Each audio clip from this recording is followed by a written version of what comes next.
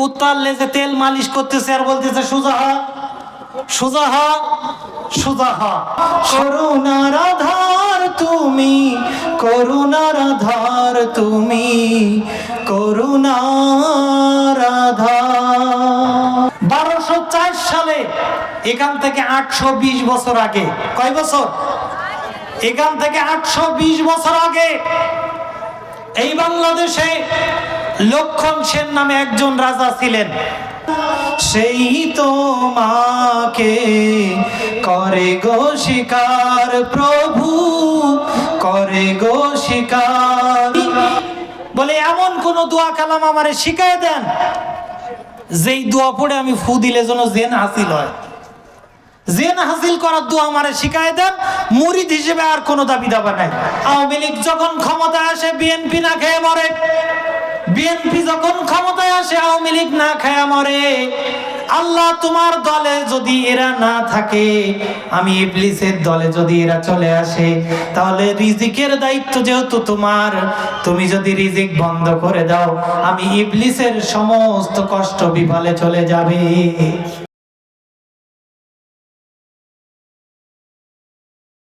বিসমিল্লাহির রহমানির রহিম।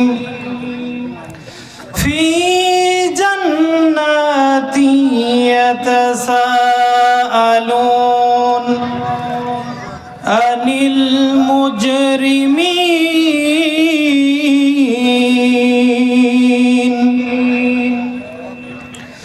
মা সালাকাকুম ফি সাকার?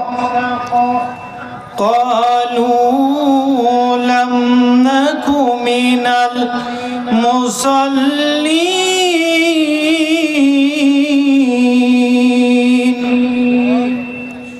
ওয়া লাম নাকু নুতঈমুল মিসকিন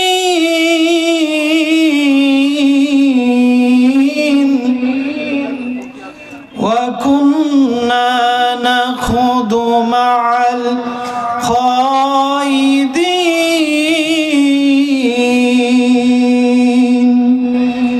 ওয়া কুন্না নুকাজ্জিবু বিয়াউমিদ্দিন।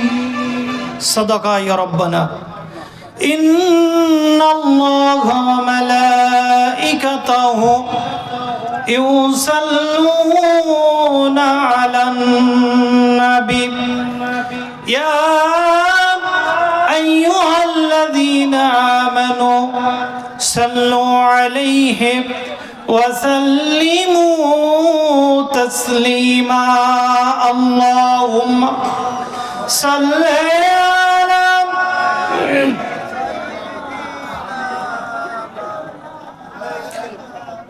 وعلى آل سيدنا صل على نور خدا محمد رسول। তুমি কোন কাননের ফুল? আল্লাহুম্মা সাল্লি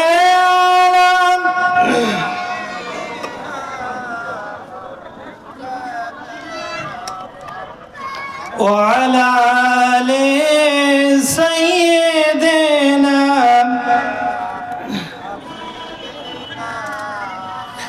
আমি যদি যাই তায়েফে কখনো, বলবো মাটিকে ডেকে নবীজির খুন ঝরলো কোথায়? বলে দাও আজ আমাকে প্রতিশোধের দাবানল জ্বালাবো হেতায়। আল্লাহুম্মা সাল্লি আলা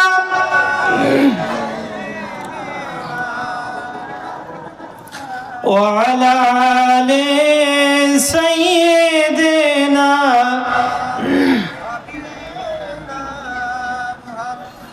কি দিয়ে শুকরিয়া করি গো তোমায়, তুমি যে দয়াময় করুণার আধার, তুমি করুণার আধার, তুমি করুণার আধার। কি দিয়ে শুকরিয়া করি গো তোমায়, তুমি যে দয়াময় করুণার আধার, তুমি করুণার আধার, তুমি করুণার আধার। আমার দুটি চোখ যেদিকেই যায়, তোমার মহিমা মন ছুঁয়ে যায়। জ্ঞানের আলো আছে যার, সেই তোমাকে করে গো স্বীকার, প্রভু করে গো স্বীকার। কি দিয়ে শুকরিয়া করি গো তোমায়, তুমি যে দয়াময় করুণার আধার, তুমি করুণার আধার, তুমি করুণার আধার। আলহামদুলিল্লাহ, মহান আল্লাহ তাআলার শুকর গুজার হচ্ছি যে মহান মালিক এই পারুলিয়ার বিপুল জনগোষ্ঠীর মধ্য থেকে বাছাই করে শুধুমাত্র কেবলমাত্র আপনাকে এবং আমাকে এই মজলিসে আসার জন্য, কোরআন এবং হাদিস থেকে দুই একটি কথা শ্রবণ করার জন্য যে মালিক আমাদেরকে কবুল করেছেন, সেই মালিকের দরবারে কৃতজ্ঞ চিত্তে কালিমাতুশ শুকরিয়া আদায় করছি। জবান খুলে মহাব্বতের সাথে বলছি আলহামদুলিল্লাহ। আরো জোরে বলছি আলহামদুলিল্লাহ।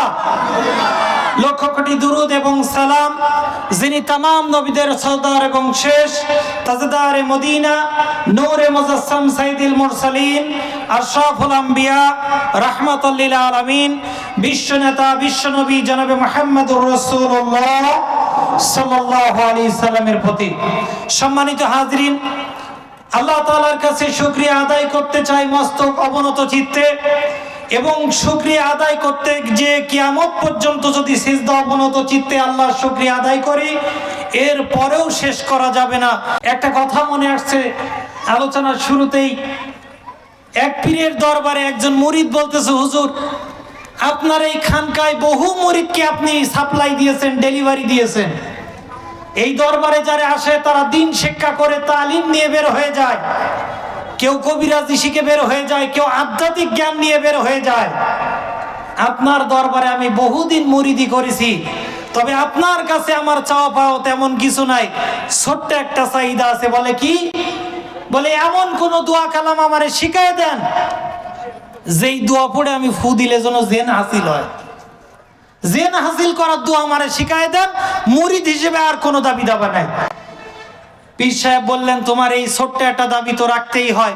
ঠিক আছে, তুমি এই দোয়া পড়ে বিসমিল্লাহ বলে যখন হাতে মুষ্টিবদ্ধ করে হাতে ফু দিবা, মুহূর্তের ভিতরে জেন হাসিল হয়ে যাবে।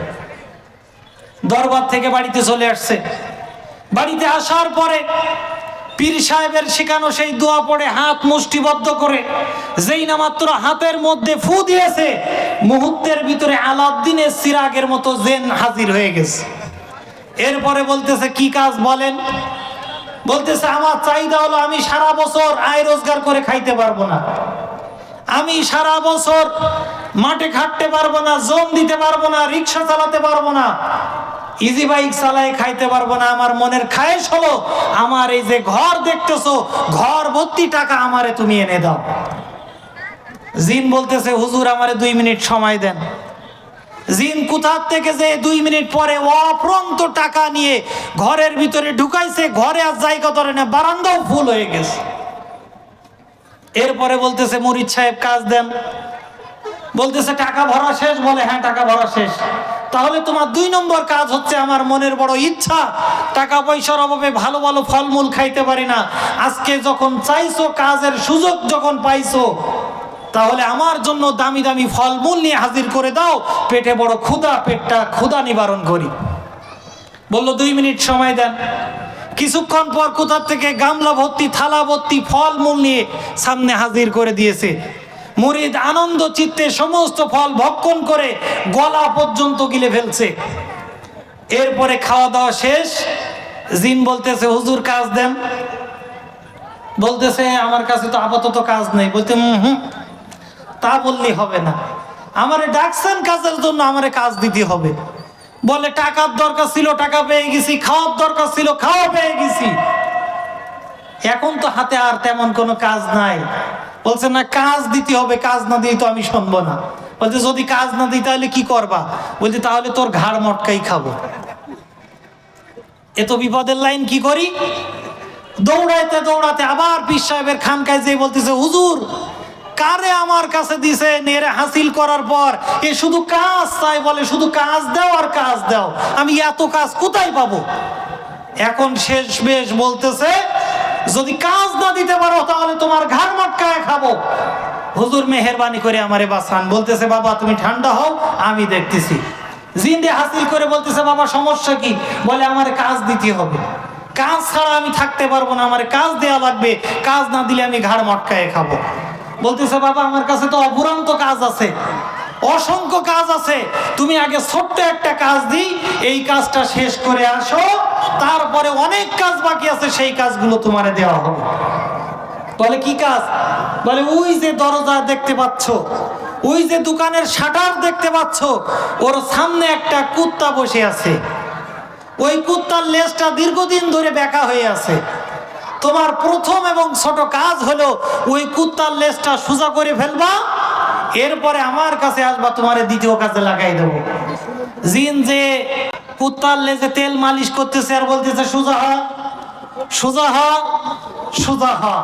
সকাল থেকে সন্ধ্যা গড়ায় গেল, সন্ধ্যা থেকে ফজর গড়ায় গেল, দিনের পর দিন পার হয়ে গেল, সপ্তাহ পার হয়ে গেল, মাস পার হয়ে গেল, বছর পার হয়ে গেছে। এরপরে জিন ফিরে এসে বলতেছে বাবা আমার এবারের মতো বাঁচান, জিনের এই যে ক্ষমতা ছিল, আমি যদি কিয়ামত পর্যন্ত চেষ্টা করি কুত্তার লেজ সোজা হবে না। যারা এতগুলো ছাত্রকে হত্যা করলো, এত জুলুম অত্যাচার 16 বছরে করলো, এরপরেও যারা এই সরকারের দোষ খুঁজে পায় না, কুত্তার লেজ যেমন কিয়ামত পর্যন্ত সোজা হবে না, এই মানুষগুলোও তেমন সোজা হবে না। কথা বলেন ঠিক না বেটা? সম্মানিত হাজিরিন, 1204 সালে, কত সালে? 1204 সালে, এখান থেকে 820 বছর আগে, কয় বছর? এখান থেকে 820 বছর আগে এই বাংলাদেশে লক্ষণ সেন নামে একজন রাজা ছিলেন। এই লক্ষণ সেন যখন বাংলা শাসন করত, তখন আল্লাহর একজন বান্দা ইখতিয়ার উদ্দিন মোহাম্মদ বখতিয়ার খলজি মাত্র 18 জন বীর মুজাহিদ নিয়ে এই বাংলার জমিনে নারায়ে তাকবীর আল্লাহু আকবারের স্লোগান দিয়েছে। লক্ষণ সেন দুপুরবেলা ভাত খাচ্ছিল, মুসলমানদের তাকবীর ধ্বনি শুনে ভয়ে ভীত হয়ে দুপুরের ভাত ফেলে যখন পালাচ্ছিল, হঠাৎ করে পায়ের সাথে বেঁধে লুঙ্গি খুলে গেছে।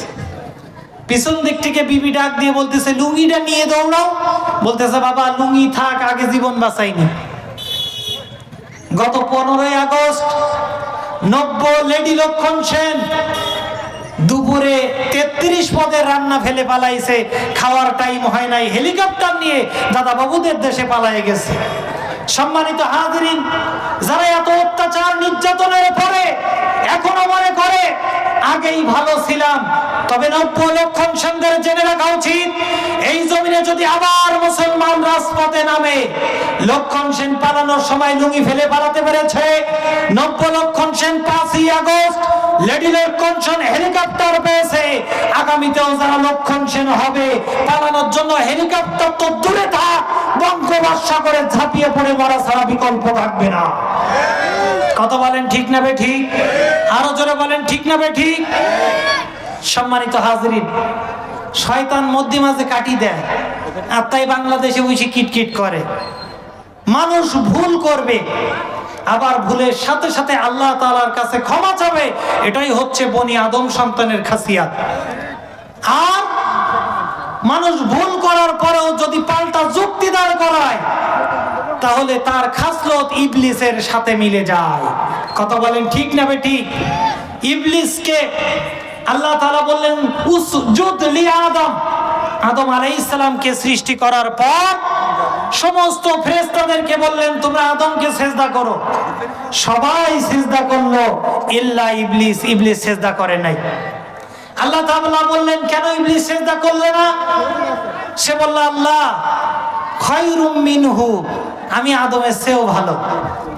আল্লাহর সামনে কোনো পাল্টা যুক্তি ঘটে না, আল্লাহর সামনে কোনো যুক্তি তর্ক দাঁড় করানো যায় না। ইবলিস বলতেছে আল্লাহ খায়রুম মিনহু, আমি তার থেকেও বেশি ভালো। কেন? সে বলল খলাকতানি মিন নারি ওয়া খালাকতাহু মিন তিন। আল্লাহ তাআলার সামনে যুক্তি দিচ্ছে, আল্লাহ আদমকে বানাইছো মাটি থেকে, কাদা থেকে, আমাকে বানাইছো আগুন থেকে। আগুনের মর্যাদা হচ্ছে, আগুনের গুণ হচ্ছে উপরের দিকে উঠবে, আর তিন মাটির খাসিয়াত হচ্ছে নিচের দিকে যাবে। সুতরাং তুমি আদমকে বানাইছো মাটির থেকে, ওর সম্মান মর্যাদা নিচের দিকে থাকবে। আমি তো ইবলিস, আমার সম্মান উপরে যাবে, আমি কেন আদমকে সিজদা করব? আল্লাহ তাআলা বললেন বের হ, আমার সামনে কোনো যুক্তি চলে না, আমার সামনে কোনো অজুহাত চলে না। আমি সিজদা করতে বললাম উসজিদ লি আদম, আদমকে সিজদা করলে না, যুক্তি দাঁড় করালে। যুক্তি দিয়ে যখন আমার সামনে যুক্তি দাঁড় করালে, আজকে তোকে আমি অভিশপ্ত করে দিলাম, বের হয়ে যা।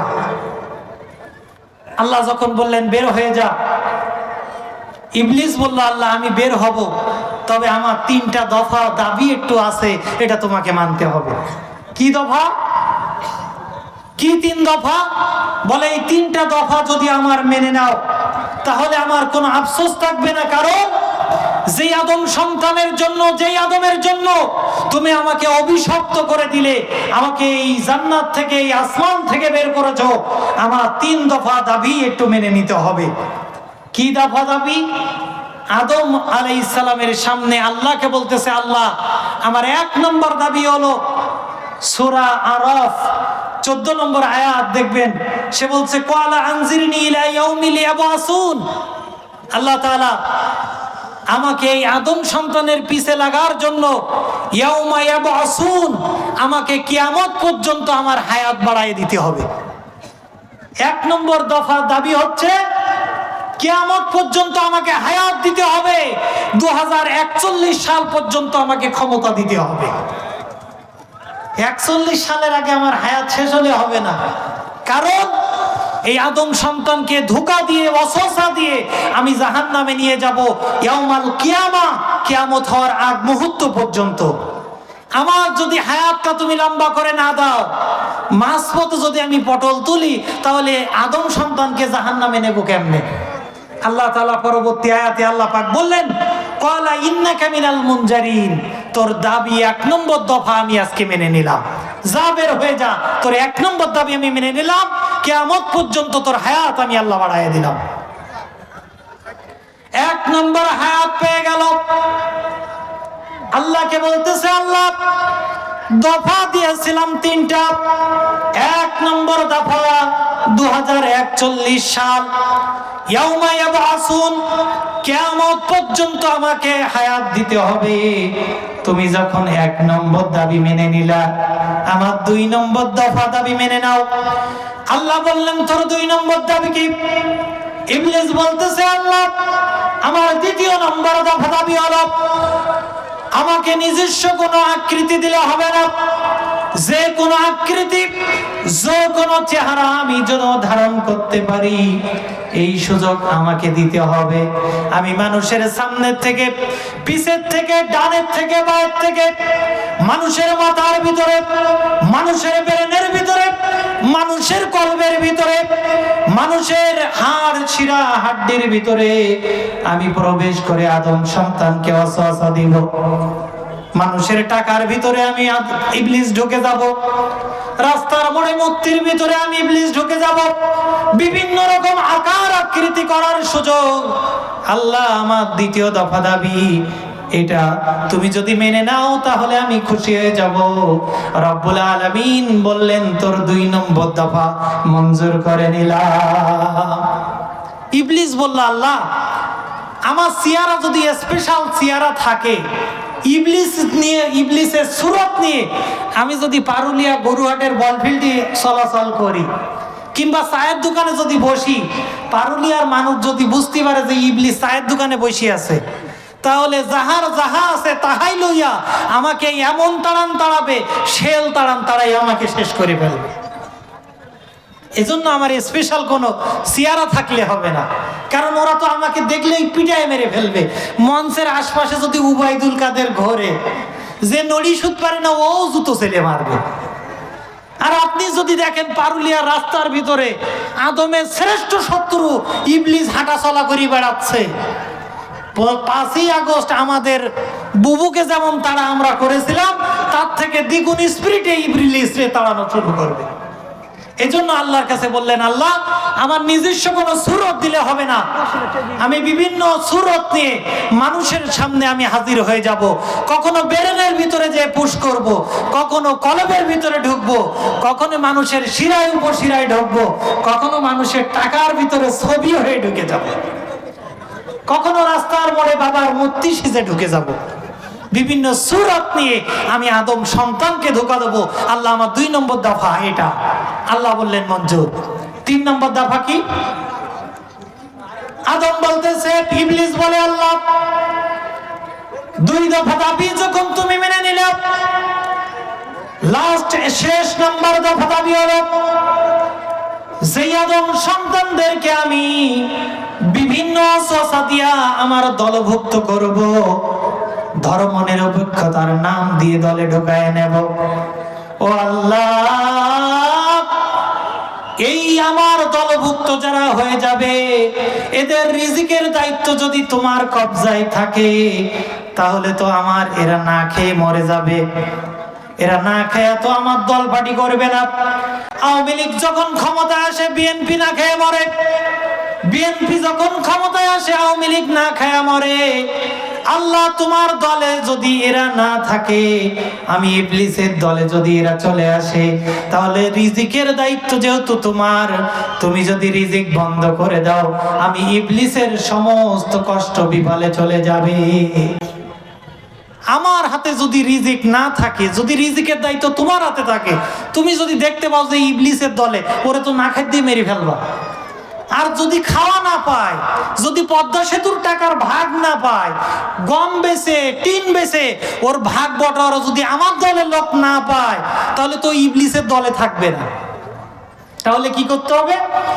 আল্লাহ আমার 3 নম্বর দফা হলো, আমার যারা দলভুক্ত হবে, আমার দলে যারা নাম লেখাবে, কিয়ামত পর্যন্ত এর রিজিকের দায়িত্ব তোমাকে নিতে হবে।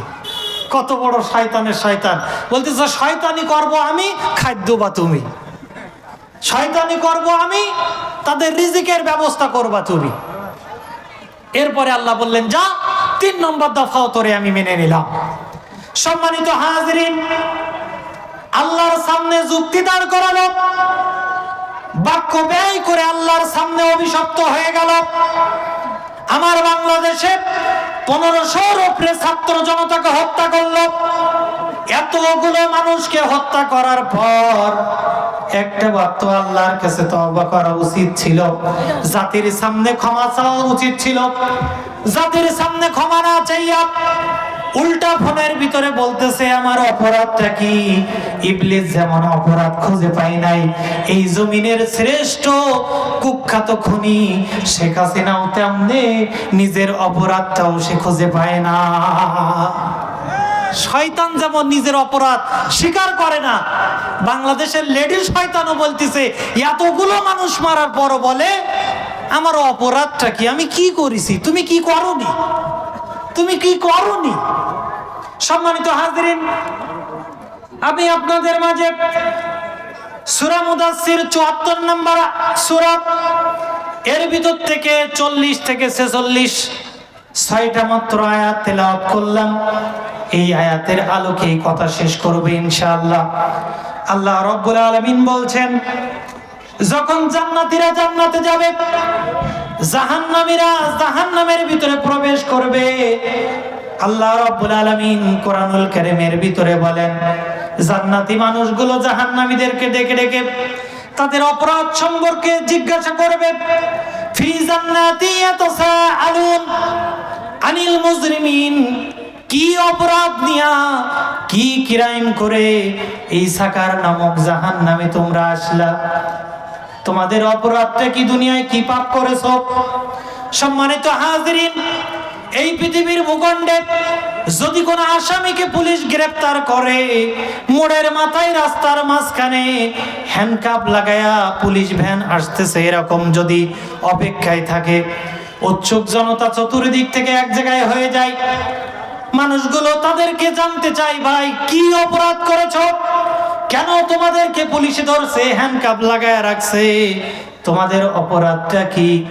জান্নাতি মানুষগুলো এমনি ভাবে সাকার নামক জাহান্নামে যারা যাবে তাদেরকে জিজ্ঞাসা করবে, ভাই এই জাহান্নাম সাকার নামক এই কঠিন জাহান্নামে আসছো, কি অপরাধ করে আসছো দুনিয়াতে? দুনিয়াতে দেখবেন মানুষকে যখন গ্রেফতার করে পুলিশে, যখন হ্যান্ডকাপ লাগায়া ওই রাস্তার মাঝখানে দাঁড় করায় রাখে, দেবাটা থানার থেকে পুলিশের গাড়ি আসতেছে, এদেরকে ওই গাড়িতে উঠায় নিয়ে যাবে।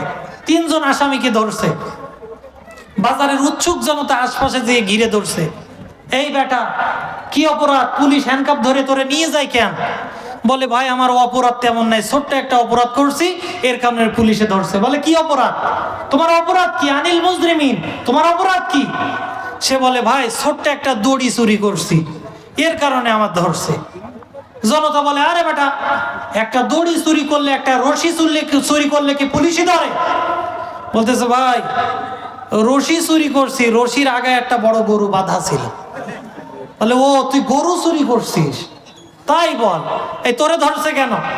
2 নম্বর ব্যক্তি বলে, ভাই আমি কোনো অপরাধ করি না, আমার পকেটে 2টা কাশির সিরাপ পাওয়া গেছে। বলে, কাশির সিরাপ তো আমাদের বাড়িতেও থাকে, সিরাপ পাইলে কি পুলিশে ধরে? কি করছিস সেটা খুলে বল। কি সিরাপ? সিরাপের নাম কি? কয়, বই 2টা কাশির সিরাপ পাওয়া গেছে, ওই সিরাপের গায়ের নাম ছিল ফেন্সিডিল। বলে, ও তুই মাদক সহ ধরা পড়ছিস। 3 নম্বর বেচারারে বলে, এই তোরে পুলিশ ধরছে কেন? বলে, ভাই আমার তেমন কোনো অপরাধ নেই। বলে, কি অপরাধ? কয় যে, ভাই আমার কাছে গাছড়া ওষুধ গাছ পাওয়া গেছে। বলে, কি গাছড়া ওষুধ গাছ পাওয়া গেছে যে পুলিশে ধরছে? কয়, ভাই গাঞ্জা গাছ পাওয়া গেছে। বলে, ও গাঁজা গাছ পাওয়া গেছে, তাই বল। জাহান্নামে যখন সাকার নামক জাহান্নামীরা যেমন জ্বলতে থাকবে, পুড়তে থাকবে, জান্নাতীরা উৎসুক জনতার মতো জিজ্ঞাসা করবে, আনিল মুজরিমিন, কেন এই সাকার নামক ভয়াবহ জাহান্নামে আসছো? তারা উত্তর দিবে, সূরা মুদাসসির 42 নম্বর আয়াত, তারা বলবে, মা সালাকাকুম ফি সাকার, এই জাহান্নামে সাকার নামক জাহান্নামে কেন আসছো? তারা উত্তর দিবে, আমাদের অপরাধ ছিল 4টা। বলেন কয়টা? জোরে বলেন। 1 নম্বর অপরাধ হচ্ছে ক্বালু লাম নাকু মিনাল মুসাল্লিন, দুনিয়াতে 63 বছর হায়াত আল্লাহ দিয়েছিল, এই জিন্দেগিতে আমরা ভালো কোনো নামাজি মুসল্লি আমরা ছিলাম না। আমাদের 1 নম্বর অপরাধ হচ্ছে আমাদের কাছে ফেন্সিডিল পায় নাই, গাঁজা পায় নাই, মাদক পায় নাই। আমাদের 1 নম্বর অপরাধ ছিল আমরা দুনিয়াতে ভালো মুসল্লি ছিলাম না, নামাজ পড়তাম না। দুনিয়াতে জাহান্নামে যাওয়ার 1 নম্বর 4টা অপরাধের প্রথম অপরাধ হচ্ছে দুনিয়াতে আমরা ভালো মুসল্লি ছিলাম না। নামাজের কথা বললে যদি বলতাম, ভাই নামাজে আসেন, বলতে, হুজুর আজকে পোশাক পাক নেই। যদি বলি, ভাই পাক পোশাকের ব্যবস্থা করে দিচ্ছি, নামাজে আসেন, বলে, হুজুর আজকে থাক। বলে, কেন ভাই? বলছে, আজকে আমার মন ভালো নেই, নামাজে আসে না। মুসলমানের সন্তান ফজরের নামাজ কয় ওয়াক্ত জানে না, ঈশার নামাজ কয় ওয়াক্ত জানে না, ঈদের নামাজে কয় তাকবীর জানে না, জানাজার নামাজে রুকু সিজদা করা লাগে না, এটাও জানে না। এমন পাবলিক আছে না নাই? কথা বলেন, আছে না নাই? এরকম পাবলিক তো অনেক আছে। নাম ইমান আলী, নামাজ পড়ে না 1 ওয়াক্ত, আছে না? মসজিদ মুখ হয় না, মসজিদের কথা বললে বলে শুধু ঘ্যান ঘ্যান করে, শুধু হুজুরগিরি দেখায়, ও বুড়ো হয়ে মরার আগে দেখে নেব। সম্মানিত হাজরিন, বলতে আফসোস লাগে, ইমাম আবু হানিফার কাছে এক ব্যক্তি এসে বলতেছে, হুজুর আপনার হাতে পায়ে ধরি আমারে বাঁচান। বলে, কেন? কি অপরাধ? কি করছো? বলে হুজুর আমার স্ত্রী আমার সাথে 3-4 বছর কথা বলে না, আমার মনে হচ্ছিল আমার স্ত্রী মৃত্যুর আগ পর্যন্ত আর কথাও আমার সাথে বলবে না, তবে আমি তওবা করেছিলাম, আমি কসম করেছিলাম আমার স্ত্রী যদি কোনোদিন কথা বলে সেই দিন আমি মানুষের কাঁচা পায়খানা খাবো। বলছে কসম করার আর জিনিস পাও নাই, কাঁচা পায়খানা খাওয়ার কসম করে ফেলছো। বলে হুজুর আল্লাহরও কি শান, গত রাত্রে আমার স্ত্রী 3-4 বছর কথা বলে না, গত রাত্রে আমার সাথে কথা বলছে। এখন আমার কসমের উপায় হবে কি, মানুষের কাঁচা পায়খানা কি খাওয়া যায়? হুজুরে আমারে বাঁচান, কসমের হাত থেকে আমারে বাঁচায় দেন। ইমাম আবু হানিফা বলতেছে বেচারা আফসোস করো না, ব্যবস্থা হয়ে যাবে। কি? বলে তোমার এই পাড়া মহল্লার ভিতরে খোঁজ করে দেখো কোন বাড়িওয়ালা, কোন ঘরের মহিলা, কোন ঘরের পুরুষ যারা একক নামাজ পড়ে না, ওর বাড়িতে দুপুরে একদিন এক সাজ খেয়ে আসবা, কাঁচা পায়খানা খাওয়ার কাফারা আদায় হয়ে যাবে। আপনারা হাসতেছেন। একজন বেনামাজির সম্পর্কে বললেন তার বাড়িতে খাওয়ার কাঁচা পায়খানা খাওয়ার সমান হয়ে যায়। বলতে আফসোস লাগে, মুসলমানের সন্তান মসজিদে ফজরের নামাজ পড়ে না, এশার নামাজ পড়ে না, জুম্মার দিন তিন জুম্মা না গেলে নাকি শুনেছে কাফের হয়ে যাবে, তাই এক জুম্মা যায় হাজিরা দিতে। এমনও পাবলিক আছে না নাই? কথা বলেন আছে না নাই? সম্মানিত হাজরিন, মুসলমানের সন্তান নামাজ কয়েক সেটাও জানে না। কথার কথা আমাদের এলাকার অন্যতম শীর্ষস্থানীয় আলেম আমার উস্তাদ আগরদাড়ি কামিল মাদ্রাসার সম্মানিত বর্তমান ভারপ্রাপ্ত প্রিন্সিপাল হাফেজ মুফতি রবিউল বাশার হুজুর, মনে করেন আপনাদের মসজিদে আসছে জুম্মা পড়াতে। তো জুম্মার নামাজ শেষে মসজিদের সভাপতি জনাব আব্দুল্লাহ সাহেব বলছেন হুজুর আজকে চলেন অমুকের বাড়িতে আপনার খাওয়া দাওয়া করতে হবে। তার বাড়িতে যে খাওয়া দাওয়া করবে সব কিছু অ্যারেঞ্জমেন্ট করে বসাই দিয়েছে। হুজুর বলতেছে আমি তো বেনামাজির বাড়ি খাই না, তবে তোমরা নামাজ কালাম সব ঠিকঠাক পড়ো তো? বলতেছে হুজুর হ্যাঁ সমস্যা নেই, ঠিকঠাক পড়ি, সবসময় পেরিয়ে ওঠেনি। হুজুরের সন্দেহ লাগছে সবসময় পেরিয়ে ওঠে না, তার মানে কি? তার মানে তো নামাজ পড়ে না। তাহলে এ কি বেনামাজি? আমি আলেম মানুষ, আমি বেনামাজির বাড়ি কেমনে খাবো? হুজুর বলতেছে যে নামাজ পড়ে একটু যাচাই করে নেওয়া লাগে, এই যে নামাজ পড়ে এর প্রমাণ আগে নিতে হবে, তারপরে এর খাওয়া দাওয়া করতে হবে। বলতেছে বাবা তুমি কি নামাজ পড়ো? যে হ্যাঁ হুজুর পড়ি, তবে সবসময় পেরিয়ে ওঠেনি। বলতেছে নামাজ কি ঠিকই পড়ো, সত্যি করে বলো, না হলে তোমার বাড়ি খাওয়া দাওয়া করবো না। ও দেখতেছে উপায় তো নেই, বলতেছে হুজুর হ্যাঁ পড়ি। বলতেছে বাবা বলো দিন ফজরের নামাজ কয় রাকাত? এখন ও তো জীবনেও মসজিদ মুখো যায় না। ও বলতেছে কি বিপদে পড়ে গেলাম। বলতেছে হুজুর নামাজ কালাম সব ঠিকঠাক পড়ি, আপনি নেন খাওয়া দাওয়া করেন, তারপরে বিশ্রাম দেন, বসে কথাবার্তা বলবো, তখন বলা যাবে। হুজুরের তখন আরো সন্দেহ লেগেছে, এই নামাজের কথা বলে না কেন? তাহলে তো সমস্যা আছে, তাহলে তো সমস্যা আছে। আরে বেটা বলো ফজরের নামাজ কয় রাকাত, না হলে খাওয়া দাওয়া করবো না। উপায় না দেখে বলতেছে উপায় তো নেই, হুজুরও তো ছাড়ে না, আমিও তো জানি না কি উত্তর দেব। শেষ বেশ চিন্তা করে বলতেছে দেই বলি একটা, যদি বেঁধে যায়, যদি লেগে যায়। বলতেছে হুজুর ফজরের নামাজ 20 রাকাত। হুজুর বলতেছে তাহলে তো হইস, এ তো নামাজ পড়ে না, ফজরের নামাজ 20 রাকাত। ও মনে মনে বলতেছে কি জানি কম বলে ফেললাম নাকি, এই ফজরের নামাজ কি 20 রাকাত? যখন দেখতেছে হুজুর ধমকাচ্ছে, মনে করতেছে তাহলে কম বলা হয়ে গেছে। ও বলতেছে হুজুর ওই সারাদিন ব্যস্ত ছিলাম, আপনারে খাওয়া দাওয়া করাতে হবে, হাট বাজার মাল মশলা এটা ওটা নিয়ে নানান তাল ঝামেলায় ছিলাম, কি বলেছি ঠিক পাইনি, এইবার ঠিক পাইছি। বলতে কি? বলতে ফজরের নামাজ 40 টাকা। হুজুর বলতেছে বিয়াদব, ফজরের নামাজ 40 টাকা, তুই তো নামাজ পড়িস নি, তোর বাড়ি আমি খাওয়া দাওয়া করবো না, আমি চলে গেলাম। পিছন থেকে স্ত্রী সিগন্যাল দিচ্ছে, পর্দা সরায় জানলা দিয়ে উকি দিয়ে হাত দিয়ে দেখাচ্ছে কত? 2 রাকাত। ও মনে মনে ভেব দিছে যেটা বলিছি স্ত্রী মনে ওটা ডবল করতে বলিস। হুজুর যখন চলে যাচ্ছে হুজুরে হাত এটি ধরে বলতেছে হুজুর সারাদিন নানান ঝামেলায় ছিলাম, মাথা ঠিক ছিল না, এবার ঠিক পাইছি, আসেন আমি খুঁজে পাইছি। বলতেছে কি? বলতে ফজরের নামাজ 80 রাকাত। বলতে বিয়াদব, তুই নামাজ পড়িস নি, তোর বাড়িওয়ালা নামাজ পড়ে না, বেনামাজির বাড়ি তো আমি খাবোই না, আমি চলে গেলাম। হুজুর বাড়ির থেকে চলে গেছে। এরপরে ঘরের ভেতর থেকে স্ত্রী বের হয়ে এসে বলতেছে বেটা তোমারে আমি বারবার করে সিগন্যাল দিলাম পিছন দিক থেকে 2 রাকাত 2 রাকাত।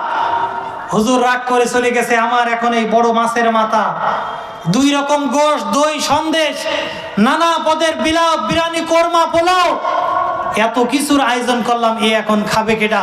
তোমারে আমি বারবার করে সিগন্যাল দিয়েছি 2 রাকাত 2 রাকাত, কেন পিছন দিক থেকে বলতে পারলাম না? হঠাৎ করে স্বামী বলতেছে, আরে বেটি থাম,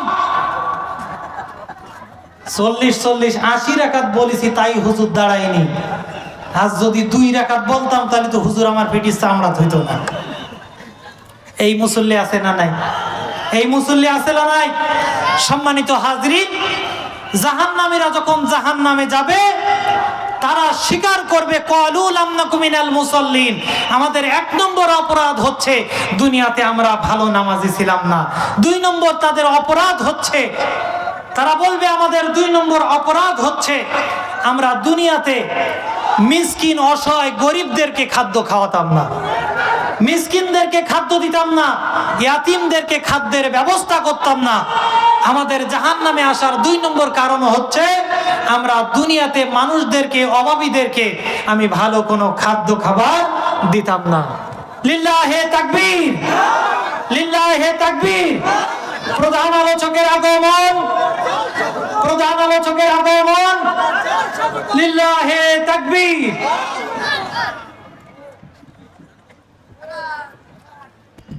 হুজুর চলে এসেছে। সম্মানিত হাজিরিন, তাহলে জাহান্নামীরা স্বীকার করবে আমাদের 1 নম্বর অপরাধ হচ্ছে দুনিয়াতে আমরা ভালো কোনো মুসল্লি ছিলাম না। 2 নম্বর জাহান্নামে আসার কারণ হচ্ছে আমাদের 2 নম্বর অপরাধ হচ্ছে আমরা গরিব, অসহায়দেরকে খাদ্য খাবারের ব্যবস্থা করে দিতাম না। 3 নম্বর আমাদের অপরাধ হচ্ছে আমরা দোকানে, বাজার ঘাটে, যেখানে মোড়ে, যেখানে বসতাম, অনর্থক বেহুদা কথাবার্তার ভিতরে আমরা সময় ব্যয় করতাম। আর 4 নম্বর অপরাধ হচ্ছে আমরা পরকাল আসে বিশ্বাস করতাম, কিন্তু মন দিয়ে, ঈমান দিয়ে ধারণ করতাম না। পরকাল হতেও পারে, ওয়া নুকাজ্জিবু বিয়াউমিদ্দিন, পরকালকে আমরা প্রকৃত অর্থে স্বীকার করতাম না। এই 4টা অপরাধের কারণে তারা বলবে আমরা আজকে এই সাকার নামক জাহান্নামে আল্লাহ তাআলা আমাদেরকে ঢুকাইছেন। সম্মানিত হাজরিন, আল্লাহ তাআলা আমাদেরকে এই 4টা পাপ থেকে বিরত থাকার তৌফিক আল্লাহ দান করুন। আল্লাহ তাআলা আমাদেরকে সাকার নামক জাহান্নাম থেকে বাঁচার তৌফিক আল্লাহ ইনায়াত করুন। ওয়া মা আলাইনা ইল্লাল বালাগ। আসসালামু আলাইকুম ওয়া রাহমাতুল্লাহ।